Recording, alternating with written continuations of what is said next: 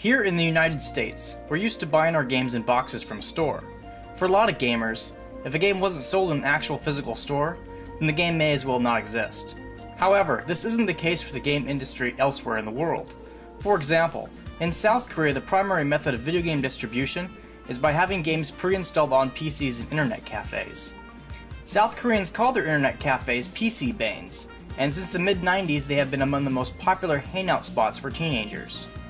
The PC bane industry is reminiscent of the North American golden age of arcades in the 1980s, but with internet access for greater emphasis on multiplayer games. You might be wondering why it matters how the South Korean game industry works, but the game I'm reviewing today is Ragnarok Online, a game that once dominated the South Korean game industry as one of the most subscribed online games. RO, as it is often abbreviated as, has a large number of quirks to it that are difficult to understand if you don't know how the game is played in its homeland, so I felt I needed to give some background information. Released in 2002 by the South Korean developer Gravity Incorporated, Ragnarok Online is based on a manhwa comic book by Lee Mayun-jin called, unsurprisingly, Ragnarok. This made Ragnarok Online the third massively multiplayer online RPG to be based on a South Korean comic book, the first two being Barum and Lineage. However, other than the name, some of the locations, and that all the concept art is created by the artist of the comic, Ragnarok Online has very little to do with the comic book. Even the Japanese animation television show was based on the video game, and not the storyline of the comic. The game can best be described as a love song to old-school Japanese computer RPGs, like Final Fantasy and Dragon Quest. Even the game's mascot, Porrings, are a shout-out to the slime mascot of Dragon Quest, and the game also features chocobo-like bird mounts called Peko Pekos. The graphical style of the game is very reminiscent of Xenogears, with the backgrounds built as 3D models but the character sprites as highly detailed 2D images. Character progression revolves around job advancement, which is basically a way to upgrade your character into a prestige class. For example, a swordsman can become a crusader, and then upon reaching level 99 can reset their character back to level 1. The character can then become a high swordsman who transforms into a paladin, and then at level 99 can become a royal guard. Class-wise, the game offers the usual fantasy class offerings of knights, thieves, hunters, priests, but it also offers a few unique ones, like merchants, blacksmiths, gunslingers, and taekwondo martial artists. There is even a way for a character to remain the starting class, novice, and then transform into what is called a super novice, a character class who has an assortment of skills borrowed from their classes. Being a nearly decade-old game, it should surprise no one that Ragnarok Online recently went through what Gravity called a renewal update. Basically, Gravity drastically overhauled the game's mechanics, which made much of my prior knowledge about the game so outdated that I had to make a new character to play Crusader to 99, and then rebirth the character and play until I was level 86 Paladin. The support website has a timeline that summarizes the changes to the game, but I've created a guide on my website that gives a better summary and provides links for more information. If you're interested in knowing more, you should definitely check out my guide, especially if you're interested in learning how to quickly level up in the game. However, even with all the improvements, the gameplay has just not aged very well. I'm disappointed Gravity hasn't integrated quests better into the game. Ragnarok Online still uses the very outdated Grindfest model and does not feature quest-centric design. What do I mean by this? Well, the first generation of massively multiplayer online RPGs, like Ultima Online, Barum, and Lineage, have their gameplay based almost entirely around characters roaming across the game world to find the best monster spawn points.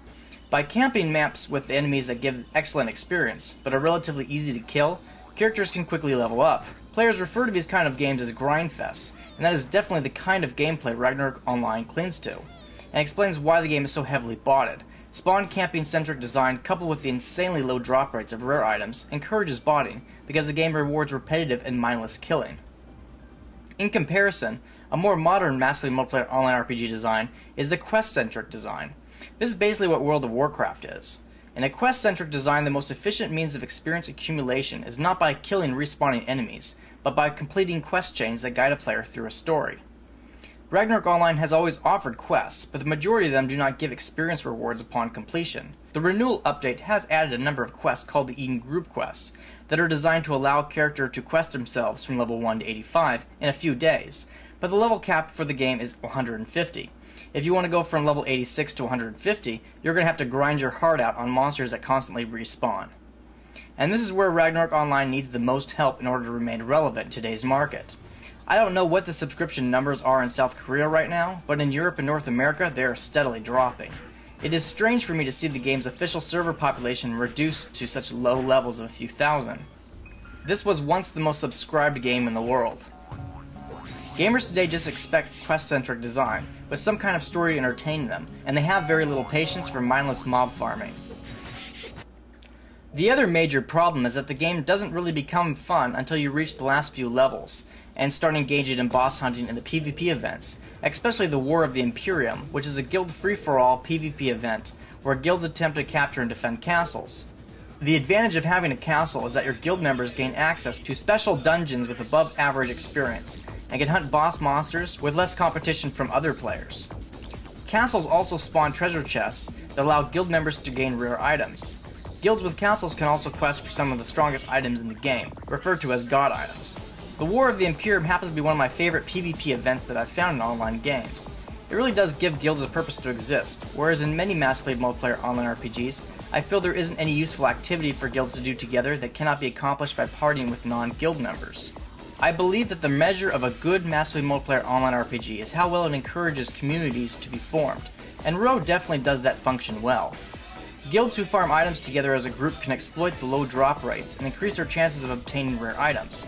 The tens of hours of grinding can be reduced by having higher level characters power level lower level characters, such as by having a high level priest follow low level character around, healing and buffing them. These group activities form strong bonds of friendship, and the guild PvP events form fierce rivalries that can make every gameplay session interesting. This is what drives the community of Ragnarok Online: interaction. You'd be surprised how many games manage to design so that players are isolated from one another, making communities very difficult to form. However, this design is imperfect. It relies heavily on the PC bang culture, which is alien to gamers elsewhere in the world. In South Korea, you would, ideally, form parties and get gameplay advice from the people who were seated around you in an internet cafe. In North America, players tend to be sitting at home by themselves, and need to interact outside the game via Ventrilo and internet forums. The long hours of grinding can also be offset by sharing a single character with other members of your guild who are with you at the PC bang you play at. You can all just take turns playing a character. This practice, again, is much less common and often frowned upon in North American gamer culture. So while these aren't huge design flaws and the game is played by the culture the game was originally intended for, Ragnarok Online requiring so much tribal knowledge to play effectively makes it difficult for gamers elsewhere in the world to pick it up. There are just not enough in-game tips, forcing new players to pester random strangers with questions, or spend hours searching forums and fan sites, hoping for the desired information to be both up-to-date and available. There's also a couple other interesting quirks that just don't make any sense. A perfect example is that you cannot directly transfer Zenny between characters on your own account. If you try to mail Zenny to yourself, the game will say the character does not exist. This is problematic because in order to transcend your character, you must sacrifice over 1 million Zenny. Since the most effective way to make money is to have a merchant sell your items to NPCs for you, you have no secure way to transfer Zenny off your merchant character to give to your level 99 character who needs to transcend. You have to ask another player and hope they don't decide to keep your money, or make a second account and then mail it between these two different accounts, and having that second account solely just to mail Zenny back and forth. I understand what not allowing players to transfer Zenny between their own characters is supposed to achieve, but it seriously pisses me off, and makes me not want to play the game, as even without transcending you need to spend Zenny to teleport, access storage, and perform some of the quests in the game. Really, I should just be able to mail my own character some fucking money like I can do in every other massively multiplayer online RPG I have ever played. It should not be this complicated and time-consuming to do something so basic. Ragnarok Online is kind of like having an on-again, off-again girlfriend. You have a lot of fun with her, but there are reasons you keep breaking up. With the Renewal update, Ragnarok Online has made a lot of effort to improve itself to address the things about you that tick it off, but it still has so many blemishes that kill the experience for me. Seriously, why the hell can't I send Zenny to my own fucking characters? This game has almost been running for 10 years. The ability to transfer money between your characters via a bank should have been one of the first features implemented through the game. You already share a bank with all the characters in your account anyway. I don't see what the point is of not letting you transfer Zenny. It also seems absurd to me that the Eden group quests stop at level 85.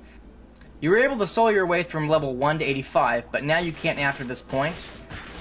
At least with the English servers, there isn't enough of a community. Random partying is pretty much dead, so if you didn't join the game with friends or a part of a guild, you really can't proceed past this point. I've seen no more than 3 pickup group booking requests at a single time. Sure, the server is small right now, but this is still an official server. It's silly for the game to be this difficult to get into.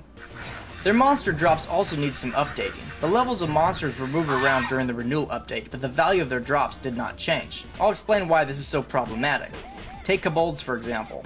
Kobolds are among the better enemies to grind on between levels 86 and 99, but kobolds were originally a low-level monster fought by characters in their 30s and 40s. The amount of money that NPCs are willing to pay for kobold's most common drop, blue hair, reflects this earlier design. It's kind of pathetic. I had a great deal of difficulty paying for potions because I simply wasn't accumulating enough money from the drops to cover the expense of purchasing white potions, forcing my high-level character to occasionally sit and wait for his health to recover.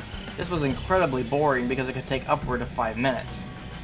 I can say that Ragnarok Online has some of the best background music of any massively multiplayer online RPG I've ever played. Spanning multiple genres such as jazz, orchestral, techno, and trance, the sound design of the game adds so much to the experience. I really think that not enough online game developers pay enough attention to the creation of atmosphere with music, but Gravity has done an excellent job with the selections that Ragnarok Online offers, and making the music appropriate to the game environment. In closing, would I recommend Ragnarok Online to people who haven't previously played it? I would, but only if you intend to play the game with friends and intend to get involved in the PvP events, after investing a few months of time into building a powerful guild. Otherwise, Ragnarok Online will probably not keep your interest when compared to other massively multiplayer online RPGs currently on the market. And it pains me to say that because I have a lot of nostalgic memories of WoW, back in the day when I was younger and more of a hardcore gamer.